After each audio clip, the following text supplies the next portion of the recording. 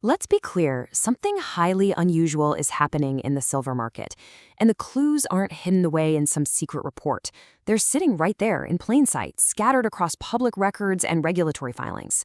Today, we're going to connect those dots. We're going to use the data to uncover a major structural anomaly that every single investor should be aware of. Okay, let's just start with the number that gets this whole thing going: 450 million ounces.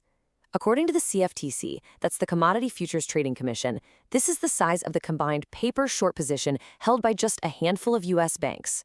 Now, a short position, it's basically a bet that the price of something is going to fall. But a bet this big, made by so few players, that requires some serious context. So let's put that number into perspective, because the scale here is absolutely crucial. This massive short position, held by just a few institutions, is the equivalent of more than half a year's worth of all the silver mined on the entire planet. Think about that for a second.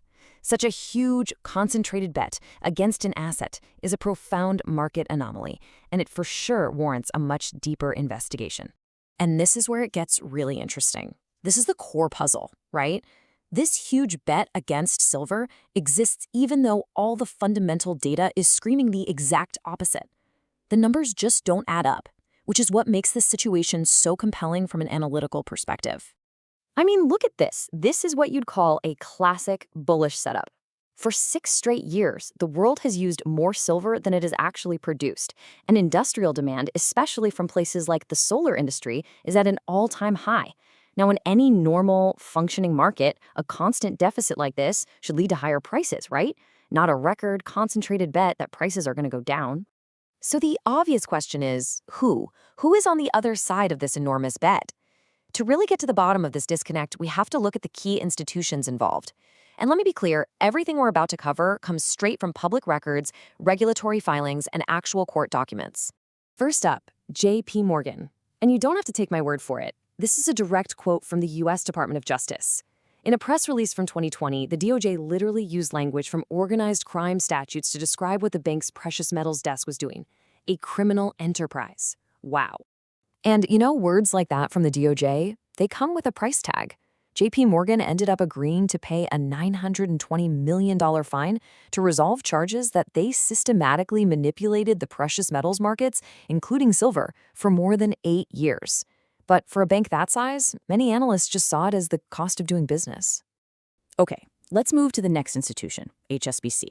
Historically, they were a central player. They were a founding member of the London Silver Fix, which was the mechanism that set global silver prices for over a century. That whole system got shut down in 2014 after studies started showing statistical proof of price suppression. And this isn't ancient history. The story culminates with the criminal conviction of a former HSBC trader being upheld just last year. And that brings us to our third key institution, Bank of America. And just look at this chart. What's staggering here is just how fast this has happened.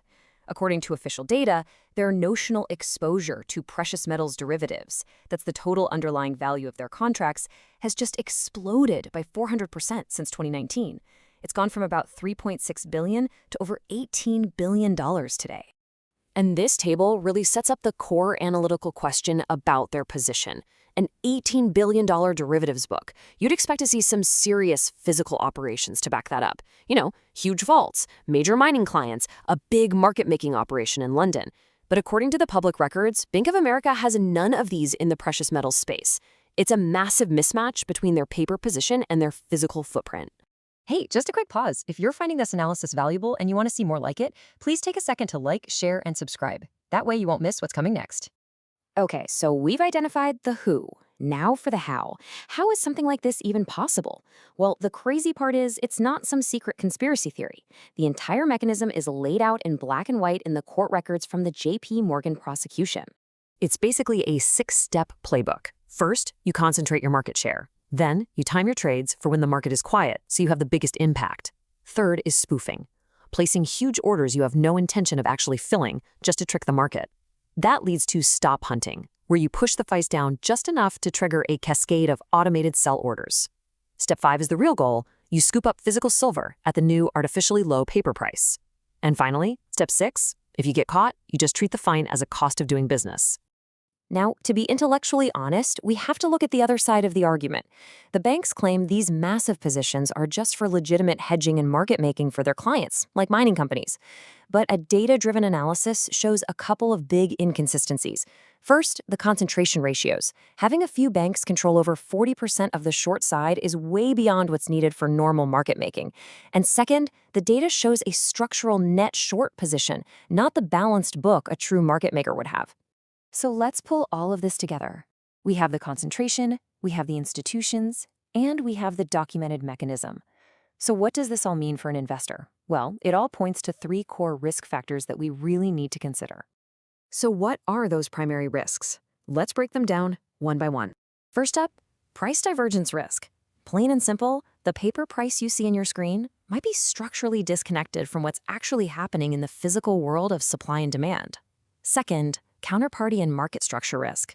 If you hold paper instruments like ETFs or futures, your investment is subject to a market controlled by a few dominant players with a documented history of manipulation.